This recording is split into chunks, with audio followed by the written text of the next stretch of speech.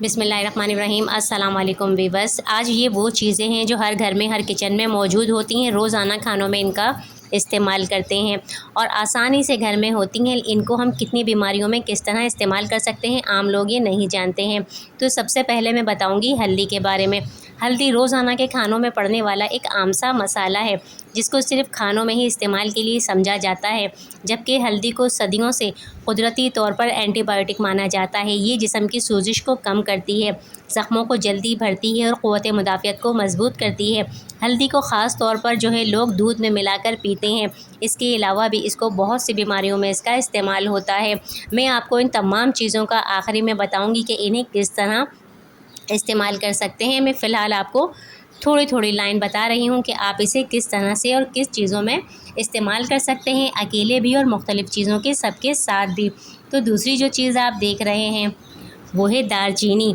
दालचीनी को भी खानों में जायका बढ़ाने के लिए इस्तेमाल होता है, लेकिन ये एक बेहतरीन दवा भी है।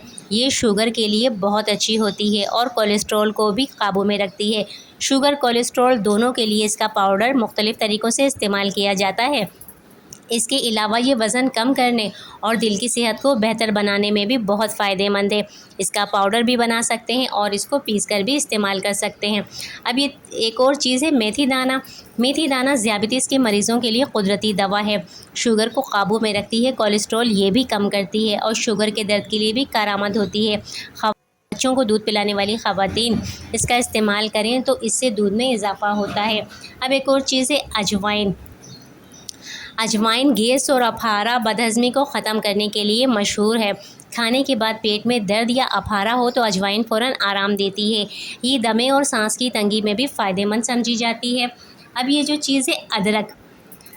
अदरक को तो हम ज़्यादातर खानों में डालते हैं पीस कर या कुतर कर, लेकिन ये सर्दी, नज़ला, खांसी और गले की ख़राबी के लिए भी बहुत अच्छी होती है। जिस्म के दर्द के लिए इसका कहवा बनाकर इस्तेमाल करें तो ये सुकून देती है, बलगम को ख़ारिज करती है, मैदे की तेज़ाबियत को कम करती है और खून की रवानी को बेहतर बनाती है। अब ये आखिरी में जो चीज़ है वो है पुदीना। पुदीना की खुशबू इतनी अच्छी होती है कि इसको अगर इस्तेमाल करें खाने के बाद तो ये खाने को हज़म करता है, पेट को ठंडा रखता है, मतली या क़ैब में फ़ौरन सुकून देता है, मुँह की बदबू को भी दूर करता है, साथ साथ जिस्म की गर्मी दूर करके जिस्म को ताज़गी बख्शता है। इन सब को अलग अलग तो इस्तेमाल कर सकते हैं, लेकिन इनको एक साथ इस्तेमाल करना चाहें तो 2 कप पानी में एक छोटा 1 इंच का टुकड़ा अदरक, अजवाइन चौथाई चम्मच, मेथी दाना भी चौथाई चम्मच, हल्दी 1 चुटकी, पुदीना के 5 पत्ते, दालचीनी 1 छोटा टुकड़ा, साथ ही पानी 2 कप। अब इनको उबलने के लिए रखना है। उसके बाद इनको 10 मिनट तक पकाएं। जब 1 कप रह जाए तो छानकर नीम गर्म पिएं। सारा साल में किसी भी वक्त होने वाले नज़ला, खांसी और बुखार या गले की तकलीफ़ में, गले की ख़राश में, सूजन में ये फ़ायदा देगा। जिस्म को क़ुव्वत मुदाफ़ियत को बढ़ाएगा, हाज़मा बेहतर करेगा और मैदे की गैस को भी ख़त्म करेगा।